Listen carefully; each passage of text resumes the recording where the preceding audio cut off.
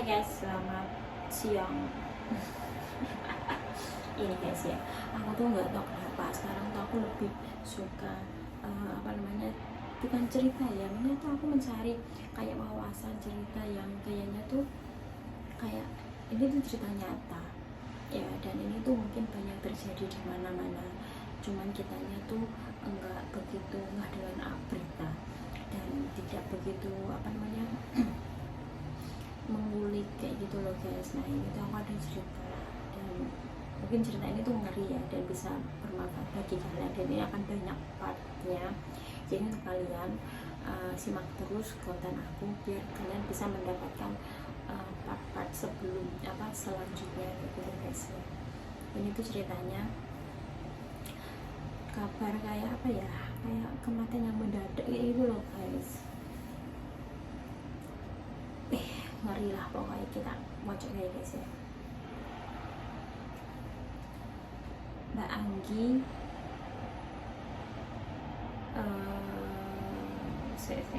ini namanya Mbak Anggi ya, ini nama samaran guys ya, bukan nama asli ya.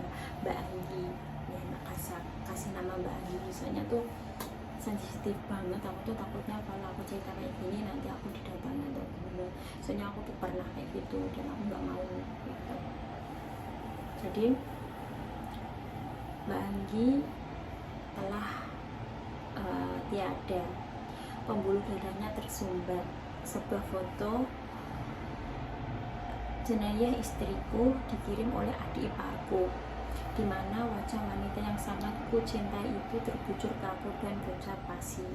Ya, jadi dia tuh wajahnya pucat, yang nganterin itu adik iparnya, berarti adiknya Mbak Anggi ya kan.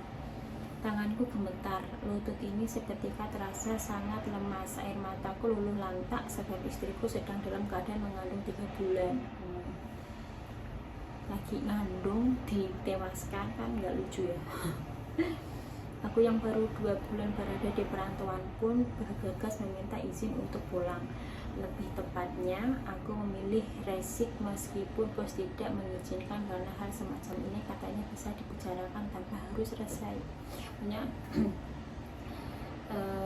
dia tuh kayak notice gitu, nggak mau kerja lagi, resign gitu loh kocornya.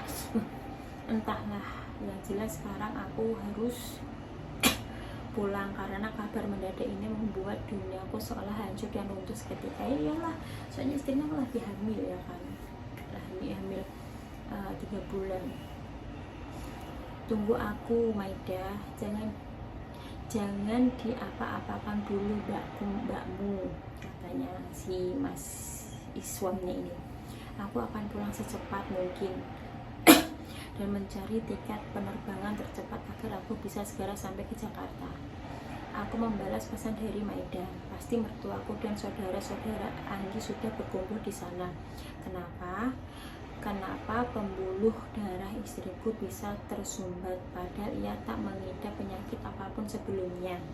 Aku bolak-balik ke loket tiket di bandara, meminta tiket penerbangan pada hari ini. Katanya tiket penerbangan pagi ini sudah penuh dan hanya tersisa jadwal penerbangan pada siang hari. Oke, aku tak bisa menunggu lagi. Pagi ini juga aku harus bisa lepas landas dari Thailand menuju ke Indonesia. Jadi itu suaminya di Thailand guys.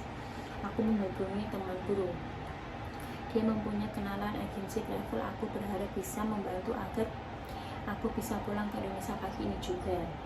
Ada sih, tapi bayarannya 2 kali lipat. Kamu mau?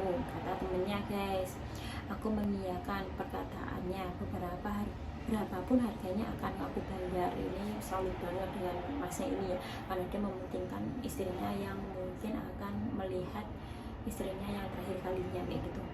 Aku minta jam penerbangan non-stop di 3 kota supaya penerbangan menuju Indonesia lebih cepat. Aku bisa aturkan, kau bisa aturkan. Ini urgent, istriku tiada. ucapku dengan suara yang bergetar, karena istriku pergi tak hanya membawa satu nyawa, melainkan dua nyawa sekaligus, yaitu anaknya ya kan, yang ada di dalam kandungannya, kayak gitu loh guys. Hatiku hancur, pikiranku berkecamuk, kenapa bisa istriku pergi dan membawa janin yang ada di dalam kandungannya, bayi yang telah kami nantikan selama 2 tahun lamanya. Jadi 2 tahun itu dia belum mempunyai anak dan sekarang istrinya telah tiada dengan anaknya yang di dalam perut 3 bulan ya guys. Aku termenung di dalam pesawat, mata ini kian panas dan mengenai sungai dada ini terasa sesak dan tak bisa ku tahan lagi. Akhirnya air mata ini jatuh berderai. Aku memang bodoh, mengapa aku harus meninggalkan istriku dalam keadaan hamil di rumah?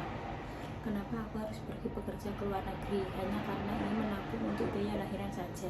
Padahal aku bisa bekerja di Indonesia, meski gajinya tidak sebesar di luar negeri, yaitu Thailand. Dada ini semakin sesak, aku merasa terhimpit oleh beban berat yang menekan dada ini, sehingga rasanya begitu sakit. Ya iyalah, kehilangan seseorang yang paling kucintai, serta janin yang selama ini kami nanti untuk ia hadir ke dunia ini. Aku menunduk ke bawah, bahu ini bergetar sangat hebat. Aku terisak dan tak kuperdulikan bagaimana tatapan aneh orang-orang di pesawat menatap aku yang kini tengah menangis. Setelah beberapa jam perjalanan udara, akhirnya aku sampai di Bandara Soekarno-Hatta. Aku memilih penerbangan tanpa transit agar perjalananku lebih cepat dari biasanya, dan semua itu sudah diatur oleh temanku. Sesegera aku mengulir ponsel, membuka aplikasi ojek online lalu memesannya. Menunggu sekitar belasan menit, ojek yang kupesan datang. Aku bergegas naik dan meminta driver ojek segera melaju ke alamat yang aku sebutkan. Namun perjalanan menuju pulang tak semulus yang aku bayangkan.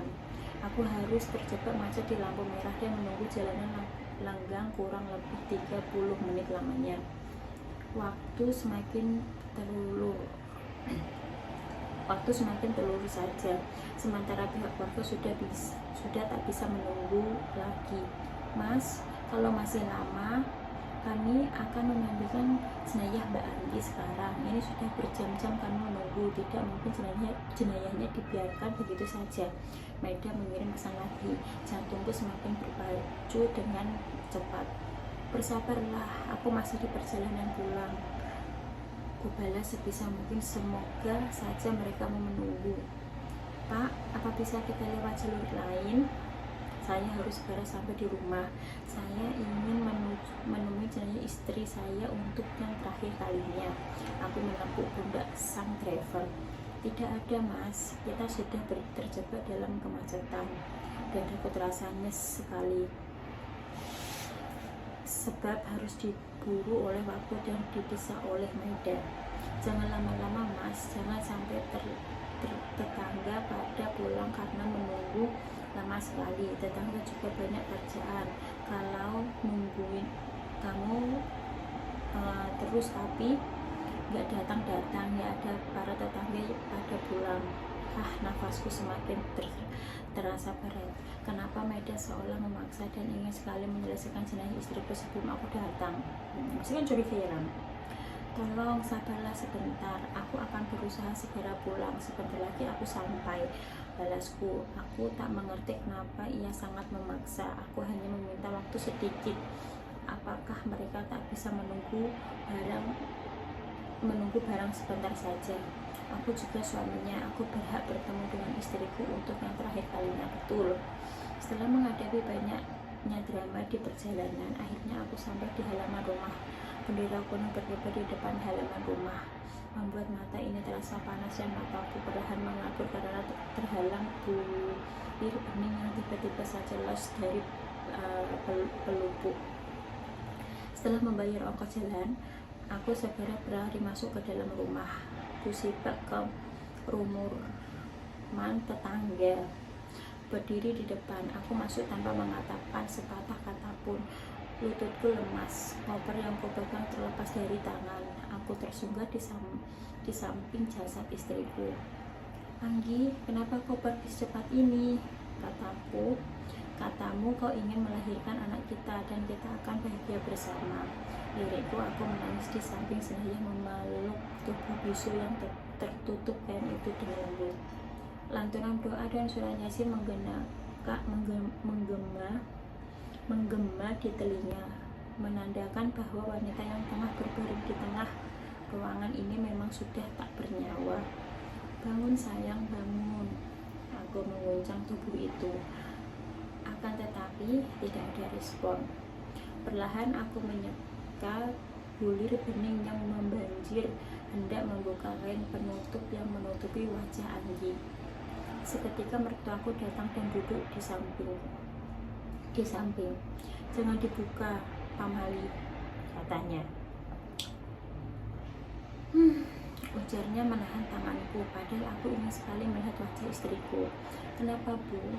Aku ingin sekali melihat wajah Anggi, ujarku menyusut air mata dengan suara parau. Tidak tahu, katanya Pamali. Begitu saja jawaban mertua sungguh tidak jelas. Pamali, kenapa, Bu? Tanyaku. Dahlah, nurut aja, jangan banyak tanya, mertuaku menyegah. Akan tetapi tak sengaja kain penutup itu sangkut pada cincin di jari tanganku, sehingga kain penutup itu tertarik dan wajah Anggi terbuka hingga dada.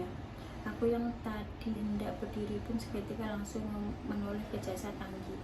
Mataku terbelalak ketika melihat banyaknya bekas cupang di leher Anggi. Apa yang sebenarnya terjadi? Oke, itu ceritanya guys. Next part 2, jangan lewatin ya guys ya. Oke, bye-bye, sekian.